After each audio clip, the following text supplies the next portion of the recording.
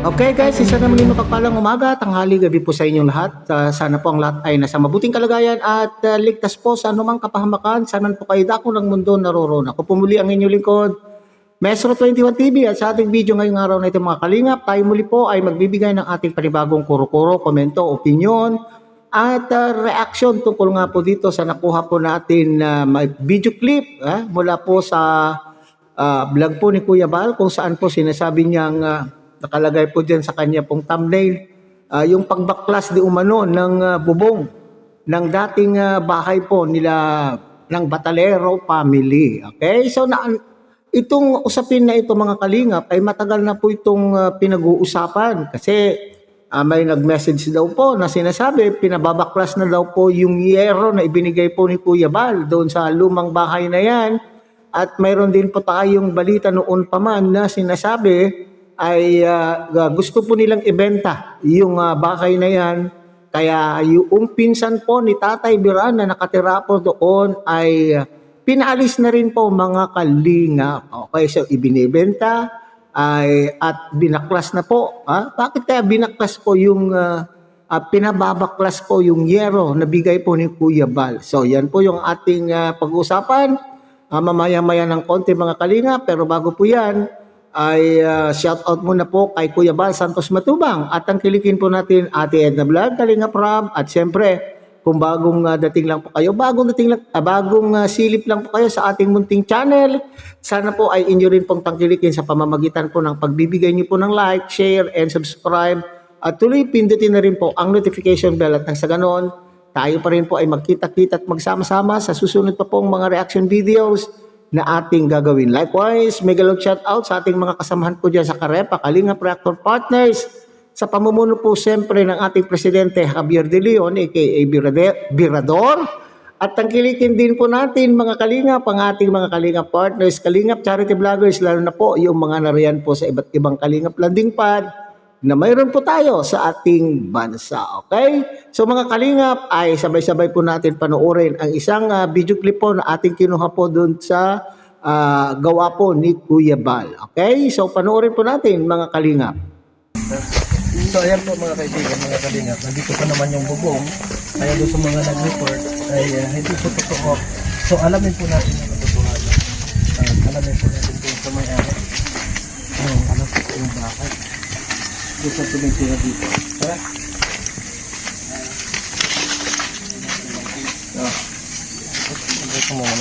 Mga kaibigan, yung tumitira, may tanong lang tayo. Kasi meron kasing nag-message sa amin na taga rito din na itong bubong na ito ay pinatatanggal. So ayan po mga kalingap, yung taong nakatira. Ayun, kakusapin po nila ngayon.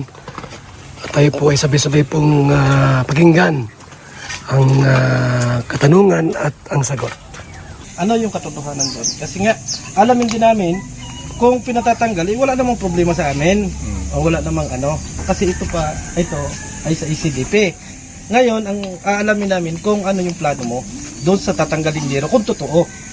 Kung totoo po talaga yun, kaya lang, ito pong tatanggal na yero, magawa niyo pong bahay. Maliwanag po na totoo po pala na pinapatanggal. Ayon po doon sa nakausap natin, kausap ni Birador, ano po na yung bubong po ay talagang confirm na pinapatanggal po. Ayan na, napakalinaw. Ibig sabihin magawa ka ng bahay. So kung halimbawa, totoo na pinatatanggal.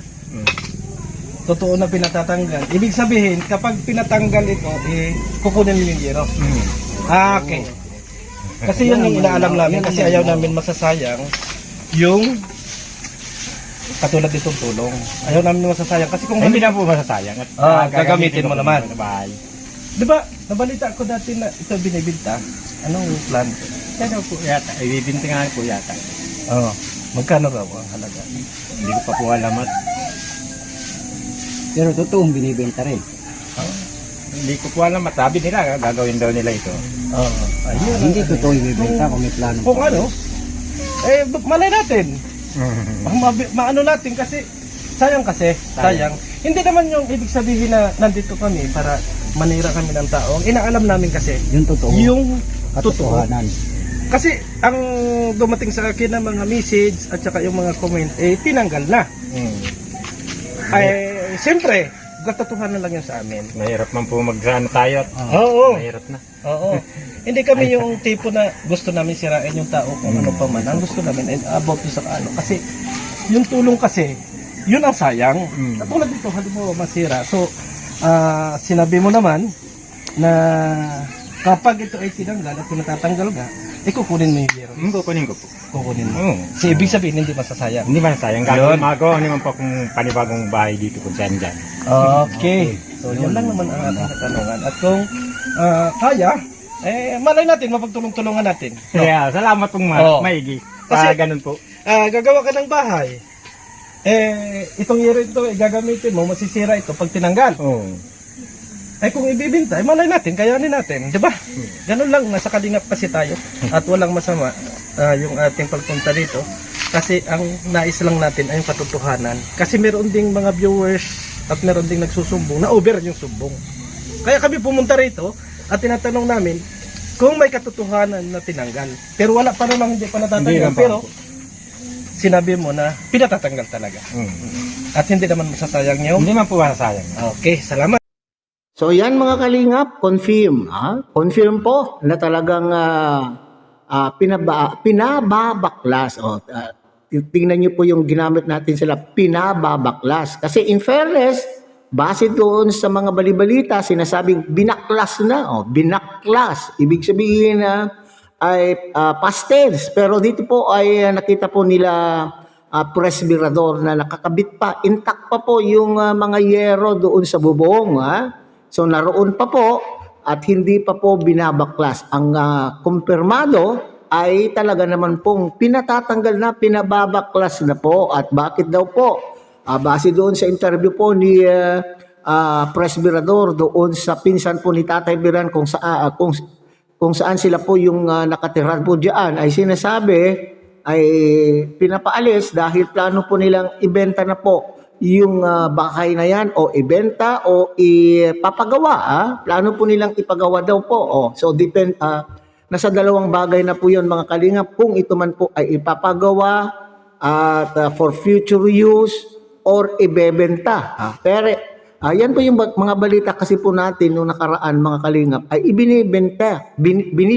Kaya po itong pinsan ay umalis na rin po at gusto na rin pong magpagawa ng kanya pong bahay. Okay, so at gagamitin, kung pinatatanggal po yung yero na yan na bigay po ni Kuya Bal, ay hindi naman daw po masasayang mga kalingap dahil kukunin po ng pinsan at gagamitin po doon sa ipinapagawang bahay. Okay, so maliwanag po yan mga kalingap na hindi masasayang po yung yero. Pero dito tayo mga kalingap, pinatatanggal ba o pinababaklas ba yung yero na yan mga kalingap sapagkat alam nila na galing po kay Kuya Bal at ayaw na po nilang magkaroon ng karagdagan utang na loob? Ganun ba yun mga kalingap?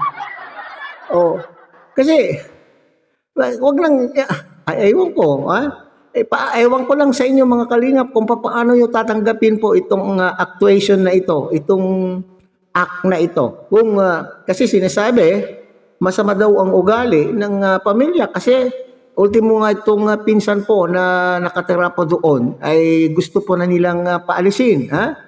Alright, karapatan naman po nila. Karapatan po naman po nila Tatay Biran at ni Nanay Hansel na paalisin.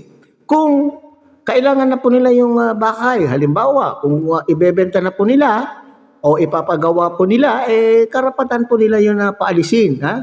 Dahil sila naman po ang nagmamay-ari. So, kaso lamang, yung iba na intrigero at intrigera, sinasabing masama ang ugali dahil pinapalayas o pinapaalis na po yung nakatira. At ito lang, yung akin lang medyo may naglalaro sa isipan ko tungkol po doon sa pagbabaklas. Pinatatanggal yung yero na yan kasi alam po nila na hindi sa kanila at ayaw na po nilang madagdagan pa yung kanilang utang na loob kay Kuya Bal.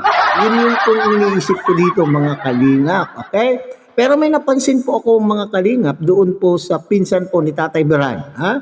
Noong sinasabi ni Birador, ni presbyrador na kung ibebenta po yung bahay ay tanungin kung magkano at baka sakali kung kayang-kaya po ng kalingap na mabili, parang rights lang naman po yata itong tinitirikan po ng bahay po nila dati, di ba? Rights po kasi yan po ay seashore, ay nasa gilid po ng dagat, baka wala pong kaukulang papeles, so ibig sabihin, yan ay rights lamang. So, alam nyo, natuwa po, ngumiti, masaya po yung pagmumukha po ng yung pinsan po ni Tatay Biran nung narinig na baka sakali kakayanin po ng Kalingap o kakayanin ni Presbyrador, kasi si Presbyrador po ang nakipag-ugnayan, nakipag-usap doon, nag-interview, sabi po niya, baka sakali kung kakayanin po natin, tanungin mo, baka sakalin kung kakayanin natin, baka nandito tayo sa Kalingap, pagtulong. Kasi ang nasa isip ko siguro ng pinsan po ni Tatay Biran, mga Kalingap, kaya masaya po yung kanyang mukha, ay nako, sa wakas mga Kalingap. Sa wakas, ako po ay matutulungan na magkaroon po ng bahay. Parang ganon ang feeling ko doon sa facial expression ng pinsan po ni Tatay Biran. Walang masama mga Kalingap kung sila po ay matutulungan, magandang kalalabasan din po yan, kasi after all ang layunin naman po ng Kalingap ay sa pagtulong. Bakit hindi nila kayang tulungan kung ito naman pong pinsan po ni Tatay Biran ay nangangailangan, kung talaga naman pong qualified na tulungan dahil walang kakayanan, mahal-mahal din po ngayon po ang magpagawa, kasi sabi niya nagpapagawa po ng bahay. Malay po natin kung kakayanin po ni Presbyrador yung halaga ng bahay na yan, at magiging pag-aari na po at maibibigay, magiging beneficiary na po ng Kalingap itong pinsan po ni Tatay Biran. Harinawa mga Kalingap. So hanggang dyan na lang muna tayo mga Kalingap. Ulit, tangkilikin po natin Kuya Bal Santos Matubang, Ate Edna Vlog, Kalingap Rab. At sana po inyo rin pong tangkilikin ang munting channel na ito sa pamamagitan po ng pagbibigay niyo po ng like, share, and subscribe. At tuloy pindutin na rin po ang notification bell, at nang sa ganon, tayo pa rin po ay magkita-kita at magsama-sama sa susunod pa pong mga reaction videos na ating gagawin. Muli, isang mapagpalang umaga, tanghali, gabi po sa inyo lahat. Mabuhay po kayo at God bless everyone.